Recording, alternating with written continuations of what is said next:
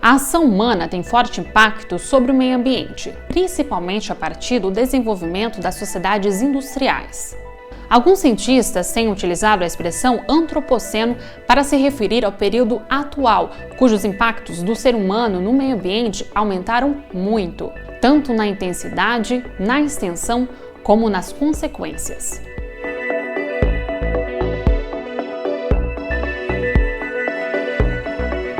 O plástico é um dos principais exemplos. Nunca se produziu em tanta quantidade. Estão presentes no mundo todo, tanto em áreas inabitadas quanto inexploradas. E as consequências da poluição por plástico, que mal começaram a ser compreendidas, vão permanecer conosco por séculos. A partir do momento que essa conveniência faz parte das nossas vidas, não vou ter o trabalho de lavar louça. E entra a conveniência de comprar, descartar e ser feliz. É uma visão que não é uma visão boa, né? E é isso que a gente tem que mudar. Uma sociedade altamente excludente, marginalizante, marginalizada, né? Que faz com que você tenha uma simetria de distribuição de renda absurda, né? E que faz com que a gente tenha, especialmente no Brasil e no sul global, o sul geopolítico global, o lixo no mar como um sintoma de uma sociedade insustentável. O Brasil, como país, está totalmente atrasado, e nesse momento mais ainda, porque não só não está gerando políticas públicas para que a gente diminua o uso do plástico, o plástico de uso único, como está indo na contramão, alimentando não só o desmatamento, mas como a produção enfreada de produtos danosos à saúde e ao meio ambiente. Está se falando realmente da sobrevivência da espécie humana. Eu acho que é a primeira vez na história da humanidade que por condições da produção de vida, do estilo de produção, digamos, do que é necessário para viver, que está colocando em risco, de fato, a existência do nosso planeta. Os recursos, eu não gosto de usar essa palavra, mas, enfim, das fontes de vida, estão ficando comprometidas num nível que é muito sério. O que vai ser, das crianças que estão aí, dos jovens que estão aí? Não há uma solução simples para um problema tão complexo. E o que podemos afirmar com toda certeza é que o ponto de partida deve ser um olhar sobre toda a cadeia de produção do plástico, desde as matérias-primas, passando pelo processo de industrialização, consumo, até chegar ao descarte. Este vídeo é uma reflexão, mas também um alerta sobre um problema de enormes proporções que vem se agravando diariamente. Além disso, discutiremos aqui interesses econômicos que alimentam mitos e soluções falsas que dificultam uma ação mais efetiva do poder público. O plástico foi inventado no início do século XX, mas foi pouco utilizado até o final da Segunda Guerra Mundial. A partir da década de 50, a utilização do plástico pelo setor industrial passou a aumentar exponencialmente. Deu origem não apenas a diversos tipos de plásticos, mas também à formação de ligas de materiais plásticos e não plásticos.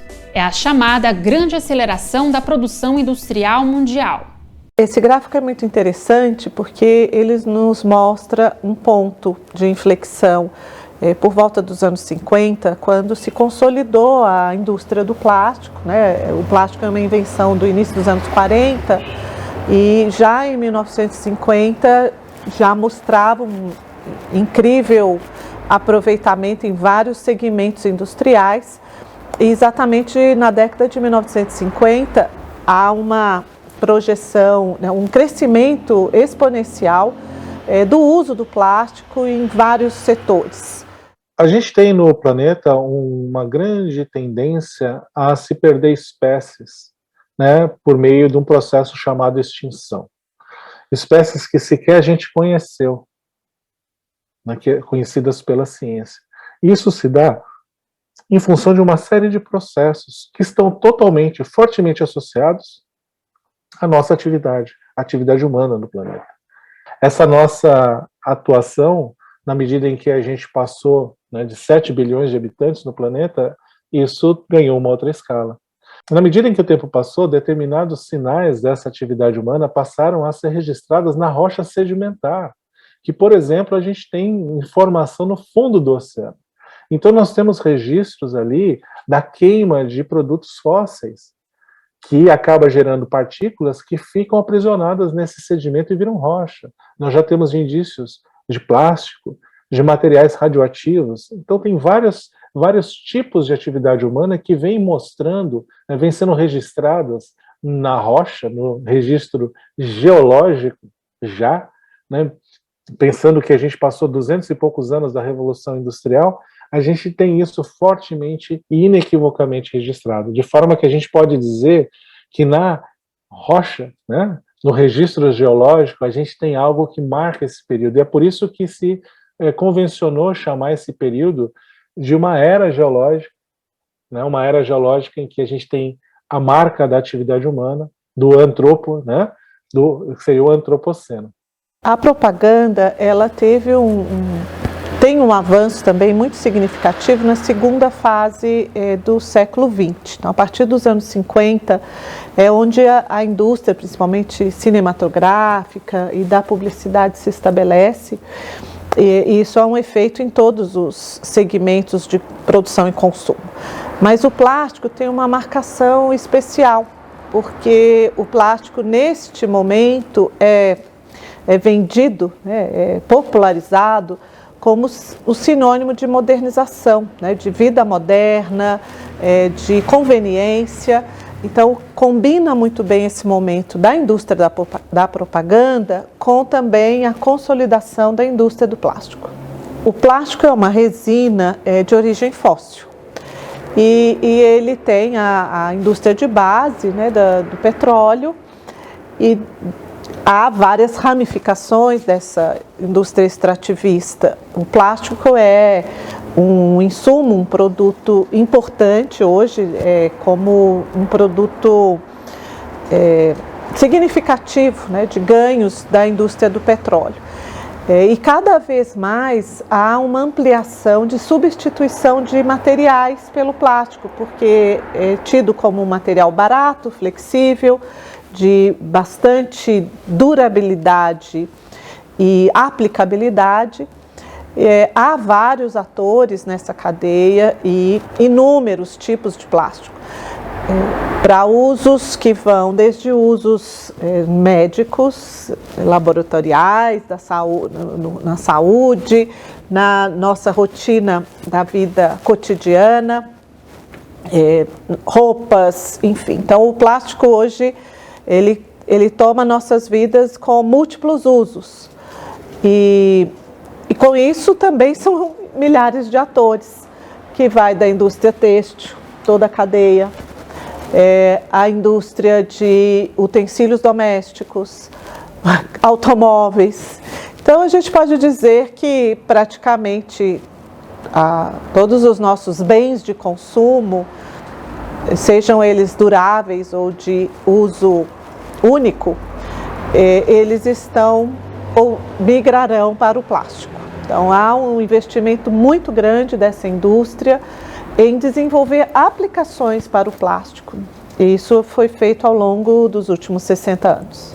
E as OSCs também, as organizações da sociedade civil são os grandes parceiros, né, na mobilização da população, da sociedade e também na conscientização da sociedade. Então, a gente tem diversas OSCs importantes no Brasil, como a Oceana, a Break Free from Plastic, o Instituto Polis, o Instituto Socioambiental, que são grandes parceiros nessa luta contra a poluição, na sensibilização da sociedade. Também a gente tem algumas ONGs, como a EcoSurf, que promovem limpezas de praia, né, e ajudam também nessa conscientização da sociedade em relação à poluição por plástico. Sendo um material de alto potencial de poluição, como a gente vê hoje claramente, ele acaba atingindo as populações mais vulneráveis, porque é onde esses resíduos aparentemente vão parar exatamente onde não há serviços de coleta de lixo, seja de infraestrutura, né, das cidades, seja de bairros, exatamente de populações periféricas. Se a gente pensar numa cidade, se a gente pensar numa região, num país, e quando a gente pensa no mundo. Então, exatamente os países mais pobres são aqueles que não têm capacidade de investimento para a sua gestão de resíduos. E aí essa problemática da poluição por plástico, ela aumenta significativamente exatamente nas populações onde a questão da justiça ambiental está presente.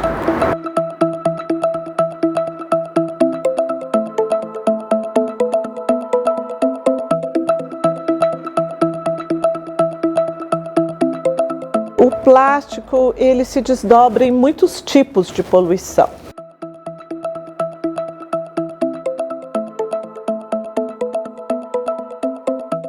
Os nossos rios, nossas margens, e que deveriam ser, né, ou de paisagens cênica para uma população, ou de descanso, ou até para uso de alimentação, a poluição por plástico já também impede que os ribeirinhos se aproveitem, né, do uso dos rios para a sua alimentação. Nossos rios hoje, de poluição por plástico aparente, visível, isso é muito frequente, sejam nas favelas, sejam nas comunidades vulneráveis, seja também em toda a extensão das nossas malhas hídricas. O pior e a pior notícia, que ela é muito recente para a gente perceber, só agora, né, a gente tem ciência, que não é só esse plástico aparente que boia no rio, que boia na enchente, que está causando poluição. E hoje já é sabido, mas é algo muito recente do nosso conhecimento, que o plástico, ao se desfazer em micropartículas, ele aumenta mais ainda seu potencial de dano, tanto à saúde humana quanto à saúde ambiental. Existe muito estudo de efeitos para animais, né, principalmente para peixes. Né, os efeitos que a exposição ao microplástico, né, que esses animais sofrem. E o que acontece? Eles morrem muito por asfixia. Então, o microplástico entra pelas brânquias, pelo tecido. Então, não é só por comer que eles acabam morrendo. É lógico, acontece isso também com peixe, com pássaro, né, eles morrem também por uma falsa sensação de saciedade. Eles comem, né, o microplástico, estão satisfeitos, mas não é um alimento, é um microplástico. E eles podem até expelir, né, em determinado momento, o microplástico, mas aquela alimentação que ele deveria fazer, ele não fez. Então, é difícil eliminar 100% do microplástico de um peixe que a gente ingere. Mas não é só isso. No ambiente, esses organismos vão morrer também por emaranhamento. Emaranhamento em redes de pesca perdidas ou abandonadas, em linhas de pesca ou em armadilhas, como aquelas usadas para coleta, né, captura de caranguejos. E com isso a gente tem um impacto que é duradouro, né, um impacto que é sensível. A gente tem outros tipos de impacto, como, por exemplo, o sufocamento, quando um saco plástico se assenta no fundo do mar ou na própria praia, isso acaba matando os organismos que estão embaixo. E a gente tem um outro tipo de efeito na biodiversidade que é chamado de lixiviação. É um nome estranho, mas que representa a perda desses compostos que estão associados aos itens plásticos para a água e da água para os organismos, podendo ter efeitos tóxicos. Ou seja, é uma gama muito ampla e muito variada de vias de impacto que acabam fazendo com que a gente tenha um impacto muito variado na biodiversidade. Os microplásticos, ele não deixa de ser um plástico pequeno, que a gente tem uma classificação do maior para o menor do plástico, onde tem os macroplásticos, mesoplásticos, e chegamos no microplástico e não paramos por aí, né? Temos os nanoplásticos. Então, os microplásticos são aqueles plásticos que podem vir de duas fontes, que são aquelas fontes primárias, ou seja, existem plásticos que foram fabricados nesse tamanho diminuto, que a gente chama. Um plástico, para ser considerado como microplástico, ele tem que ter um tamanho de 0,001 a 5 milímetros de comprimento. Então, existem, por exemplo, aqueles microplásticos de tamanho um pouquinho maiores, que são aqueles de fontes primárias. Por exemplo, atualmente, como a gente está na pandemia, nós temos até mesmo álcool em gel com aquelas microesferas de plástico. Aquilo é um microplástico. Então, a gente consegue ver a olho nu, ou aquele esfoliante de rosto, ou abrasivo de carro. Mas também, né, a maioria dos microplásticos são de fontes secundárias, que são esses microplásticos nessa faixa de tamanho, cada vez menor, né, chegando mais próximo de 0,001 milímetro. A gente não enxerga a olho nu. Agora, estudo para seres humanos, já tem alguns estudos, mas não tem nada concreto. O que se espera, o que se já observou, tem um estudo, inclusive, da USP, que me diz que, o que eles fizeram? Eles avaliaram o pulmão, acho que 12 pulmões de humanos, e não lembro exatamente qual o número, em quantos pulmões, mas a maioria deles tinha microplástico. E os microplásticos de polietileno, né, aqueles microplásticos mais comuns, né, que é de sacolinha de supermercado, que é de... ou seja, os microplásticos foram fragmentados e a gente inalou esse microplástico e eles chegaram ao pulmão. Agora, qual o dano?